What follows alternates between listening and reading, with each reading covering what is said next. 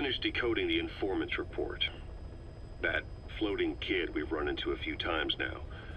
Looks like he was a test subject in clinical experiments. The Soviets called him the Third Boy. The Third Boy was brought to a lab on the outskirts of Moscow from Czechoslovakia, after which he was due to be sent to a research center in Leningrad, then Siberia, and finally an academic town in Novosibirsk. It doesn't appear that the researchers witnessed the talents we've seen from him, but nevertheless he was quite the popular subject. His latent cognitive abilities suddenly awoke en route to Moscow.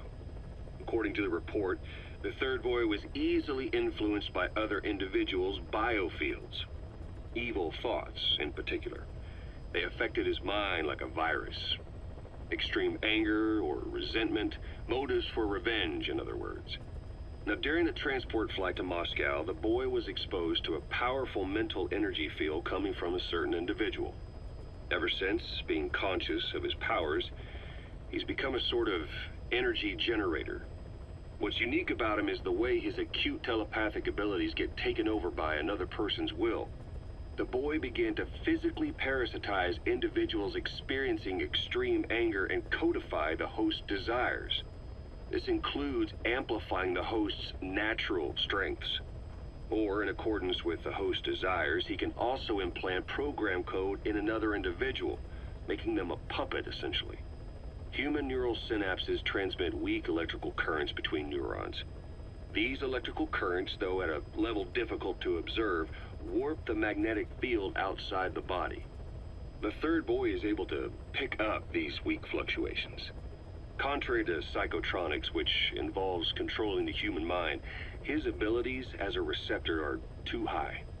The emotions he picks up from another individual are amplified and unleashed into his body as they recur in his brain. They turn into microwaves, which then affect the physical world, triggering paranormal phenomena like the spontaneous combustion of organic matter or psychokinesis, moving an object without touching it. There's one other thing. While he's parasitizing a host, the boy's ego gets shut away, allowing the will of the host to take control of his powers, like some annoying static drowning out your own voice. That means he isn't responsible for what's been happening. Somebody's extreme anger has manifested through the Third Boy's powers in ways none of us could have predicted, which would mean this was going on somewhere around us. Looking back on it, a lot of things make sense now.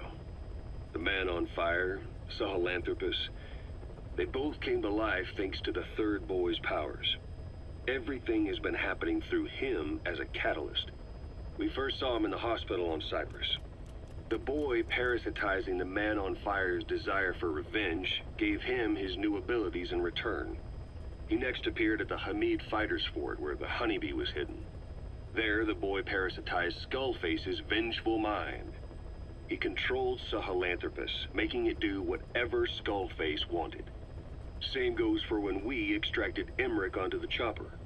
When he appeared at the Devil's House in Central Africa, Skullface's will controlled the man on fire via the Third Boy's powers. Everything is clear up to this point. But even the informant couldn't pinpoint who the host was in the cave within Serac power plant. Sahelanthropus suddenly became active, then crushed not only the man on fire, but Skullface as well. Surely neither of them could have been the host. Who else was at that location and bore anger more extreme than either of them? Whose will was controlling Sahelanthropus?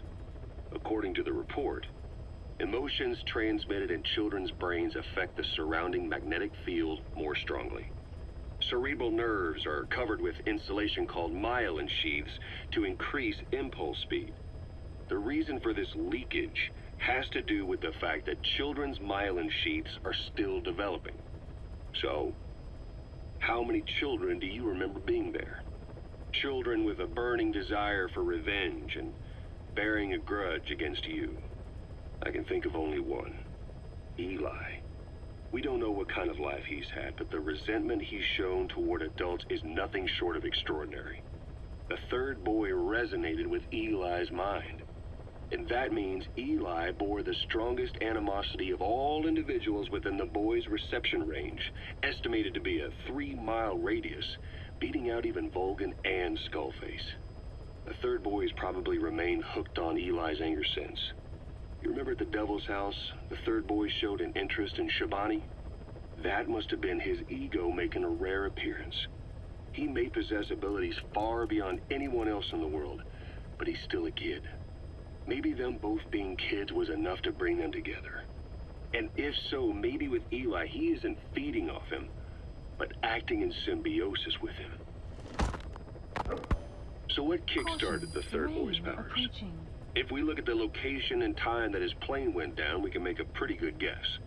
When the plane experienced the first anomaly, it gave an accurate report of its position to a control tower, due north of the Black Sea, 125 miles east of Kiev. Dead south on the Black Sea is Cyprus's Green Line. So the plane's position was directly north of the hospital where you'd been asleep for 9 years. And this anomaly was reported at exactly the same time that you woke up. The plane was enveloped in flame from the inside out. The fuselage burnt to ashes. There were no survivors, at least not publicly admitted. Your thoughts formed a synchronicity with the boy's psyche and were amplified inside his brain. That would have been more than enough to trigger his abilities. Your rage was like a big bang in his head, blowing the lid off his powers. The boy was then secretly moved to the lab outside of Moscow where Volgan was comatose. There, Volgan's thoughts resonated with the boy and he was awakened. Volgan became the man on fire, hell-bent on getting revenge on you. His instincts led him straight to you. Skullface knew Volgan from Operation Snake Eater, or perhaps from even before. Monitoring this pair of extraordinaries, he discovered the hospital and sent his assassin and XOF. Skullface was probably watching the situation from close by. Then, realizing how useful these two test subjects could be, he approached them. Reacting to Skullface's thirst for revenge, this time the boy let Skullface's will control Volgan. Volgan, at times driven by personal revenge, at times through Skullface's will, kept on moving, though his body was little more than dead meat. Perhaps there were moments where even your thoughts affected him as well. But without the boy's power, it was like the plug had been pulled from the socket. Everything was powered by anger, malice, revenge. This is how the end of the report sums things up.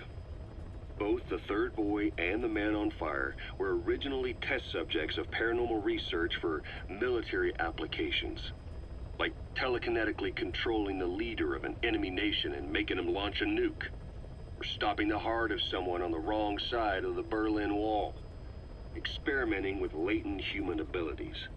They were used as tools of the Cold War. The boy's only crime was being born with unique gifts. But he was sacrificed on the altar of war. His life reduced to slavery under other people's wills. Turned into a living weapon with no will of his own. Eventually, the only emotion he could feel must have been the desire to get revenge for the hand he'd been dealt. Boss, it's you that awakened the boy's powers. But there's more to it than that. I guess the anger emanating from you was something he could truly relate to.